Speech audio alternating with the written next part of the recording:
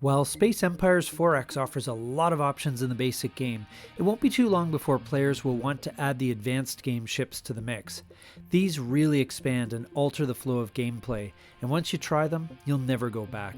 Today we're going to meet the fleet and introduce you to the ships of the advanced game here today on Legendary Tactics.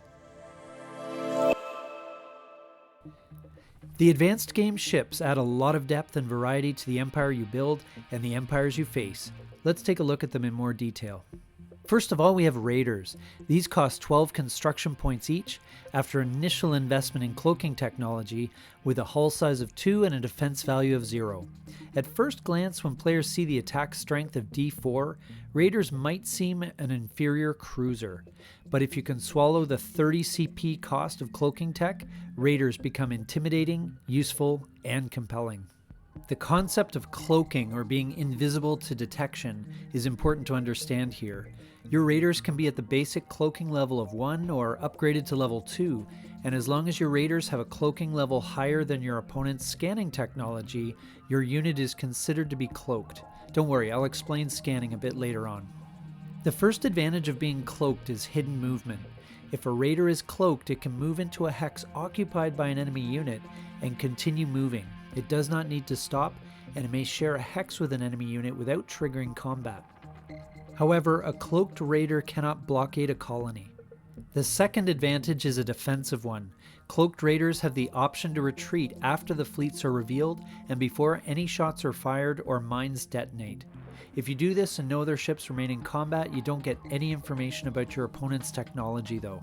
Finally, the last advantage is that cloaking technology also allows for surprise attacks. In the first firing round only, the Raider has a class of A and their attack strength is increased by 1. After that first round, they've given away their position and are treated as a class D. One final rule to remember is that cloaking devices do not work in a nebula hex, and all Raider ships are treated as normal ships when they find themselves there. So now we'll talk quickly about scanners. Your opponent will likely start countering your Raiders with technology as soon as they know they're in play. This can be done by purchasing scanner technology, which allows destroyers to detect cloaked Raiders. This can lead to a bit of an arms race with this technology, as scanner technology level 1 can only detect Raiders with level 1 cloaking technology. Your opponent might choose to upgrade their cloaking technology to level 2, which requires an upgrade of scanning technology to level 2 in order to counter that. Each level of scanning technology will cost 20 CPs. Next up, we have Carriers. These cost 12 construction points after purchasing fighter technology, have a hull size of 1, and attack on their own at E3. But you don't get Carriers for their intrinsic performance, but more for the performance of what they carry. Carriers can carry up to 3 fighter squadrons, which come in 3 varieties, all of which have a single hull point and cost 5 construction points each. Fighter Technology Level 1 gives you fighters that attack at B5 with 0 defense strength. Fighter Technology Level 2 gives you fighters that attack at B6 with 0 defense strength. Finally, Fighter Technology Level 3 gives you fighters that attack at B7 with 1 defense strength. While they might not seem like much at first, Level 3 fighters compare reasonably favorably to battle cruisers, but at a third of the cost. In addition, carriers can participate in combat but cannot be targeted until all friendly fighters in that combat, not just those belonging to that particular carrier, are eliminated.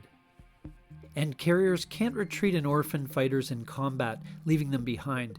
If a carrier retreats, there has to be carriers with enough space to allow the fighters to land safely. Players should be aware of some technology that can be used to counter fighters, and that is known as point defense. Each level of point defense tech costs 20 CPs, and it allows scouts to fire at fighters with greater effectiveness. Quite simply, point defense technology allows scouts to shoot at fighters at A6 when at level 1, A7 at level 2, and A8 at level 3. This only applies versus fighters and is in addition to any attack or defense technology bonuses. If the scout shoots at anything else, use their normal capabilities. And if the battle is taking place in asteroids or nebula, point defense equipped ships still fire at E like everyone else. Next up, we have the merchant ship pipelines, which are called MS pipelines for short. These units cost only 3 construction points, which is good because you'll need a lot of them. They don't have any attack or defense strength and only 1 hull size, though they require no spending on maintenance. They are destroyed instantly during movement or combat if there are enemy combat ships present and no friendly combat ships to defend them. And like miners and colony ships, you don't need to place a numeral marker underneath them, as each one represents a single trade network. Furthermore, they can't retreat and always have a movement of 1, so what good are they? Well, they are actually very useful. The best way to think of them, I think, is to consider them as mobile roads. Just like in many civilization games, building roads allows for faster movement and better supply to outlying regions, and merchant ship pipelines achieve the same end. In order to be effective, players need to chain them together, connecting planets and other regions of space. A chain is simply 2 or more merchant ship pipelines that are adjacent to each other. Any unit, including another merchant ship pipeline that starts its movement on a chain of friendly MS pipeline counters and spends its entire movement phase in the same chain, can move 1 additional hex, as long as that hex is also part of the chain. When helping movement in this way, none of the pipeline counters involved can move during the turn. The counters have an active and moved side to help keep track of this. One of the other neat things MS pipelines can do is to help with navigating the hazards of space. For example, if a merchant ship pipeline survives entering a space with a black hole, other units moving along the chain containing that unit can disregard the normal destruction roll for entering the black hole hex, and you can also ignore the asteroids and nebula for the purpose of movement as well. Merchant ship pipelines also help with trade.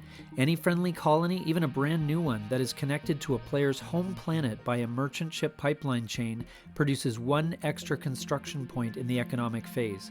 Just make sure that you have an MS pipeline counter in each planet hex, including the home planet, and each hex in between.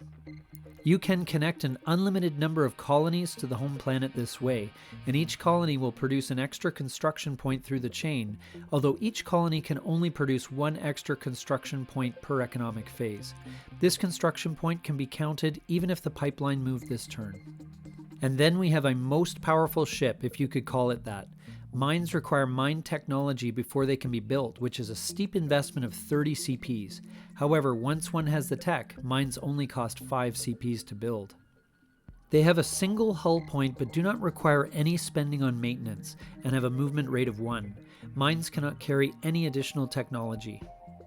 Mines are essentially your counter to the biggest and baddest ships your enemy can produce. In combat, after any minesweepers have done their work, surviving mines each destroy 1 enemy ship of the mine owner's choice, or if you like, an enemy fighter before being removed from the board. It's important to remember that mines cannot enter the spaces of enemy ships, even if accompanied. They are defensive weapons only. And they must detonate when enemy ships are present unless they are cloaked. So don't be surprised if your enemy moves in first with wimpy ships like scouts, just in case there are mines there. Mines can destroy cloaked raiders, but only if there is a destroyer with the appropriate scanner technology in the same hex. Or a cloaked ship can decide to sacrifice itself and allow mines to detonate on it, provided there aren't other ships in the space to choose from. The owner of the mine always gets the choice of which ships to blow up. Finally, the direct counter to this powerful weapon is the Minesweeper. This requires a minimal investment of 10 CPs in Minesweeper technology. Once that is in place, Minesweepers cost 6 CPs, have a single hull point, provide a poor attack strength of E1, and no defense strength at all. However, Minesweepers can be a real lifesaver. Their special ability is that, in combat, Minesweepers remove 1 mine per Minesweeper, unless their technology has been improved to Minesweep level 2, in which case each Minesweeper sweeps 2 mines before combat. So these are the advanced ships that players can add to their games to spice things up and make things more interesting. We hope this little guide helped you to learn how to incorporate them. Thank you for watching. This is Legendary Tactics.